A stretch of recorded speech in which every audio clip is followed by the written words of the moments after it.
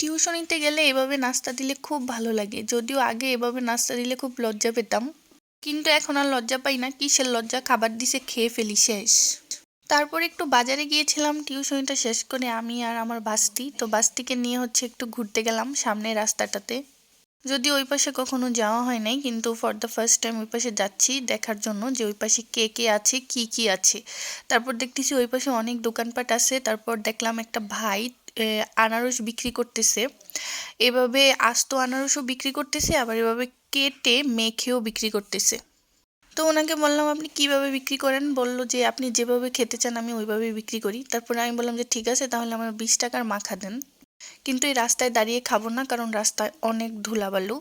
তারপর 20 টাকার আনারস নিয়ে সামনের দিকে আমরা হেঁটে যাচ্ছি। তারপর দেখলাম অনেকগুলা কুতু কুতু মানে কুকুর।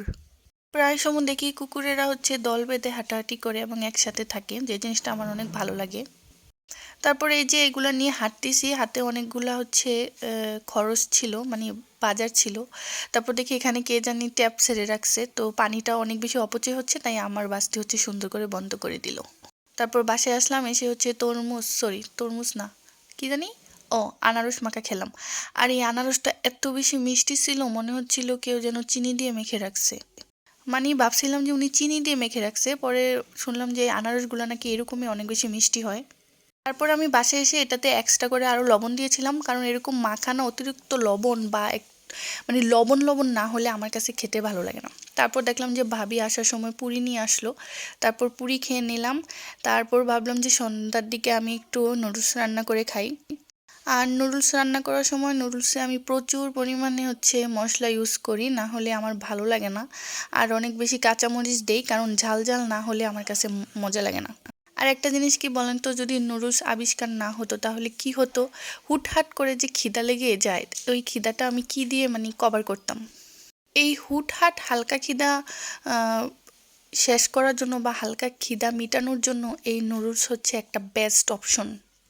আমার জীবনে যদি আমি সবচেয়ে বেশি কোনো জিনিস রান্না করে থাকি বা বানিয়ে থাকি, সেটা নুডলস আর চা। কারণ আমার প্রতিদিন এত পরিমাণে চা খাওয়া হয়, আর প্রত্যেক মাসে এতবার নুডলস খাওয়া হয়, তাই আমার মনে হয় যে সবচেয়ে বেশি যদি কোনো কিছু রান্না করে থাকি আমি আমার জীবনে, সেটা নুডলস আর চা। যদি ছেলে মানুষ হইতাম তাহলে অবশ্য চাটা এত বেশি বানানো হতো না, দোকানে বসে ছেলেদের সাথে আড্ডা দিতে দিতে খেতে পারতাম। যেহেতু মেয়ে মানুষ হয়েছি, তাই বাসায় বানিয়ে খেতে হয়। কিন্তু আমার হাজব্যান্ড আমার হাতের চাটা বেশি একটা পছন্দ করে না। ও বলে যে আমার হাতের চা নাকি মজা হয় না। কিন্তু আমার মনে হয় যে আমার হাতের চা আমার কাছে মোটামুটি ভালোই লাগে। এখন চা মজা করে কিন্তু অনেক রকমই বানানো যায়।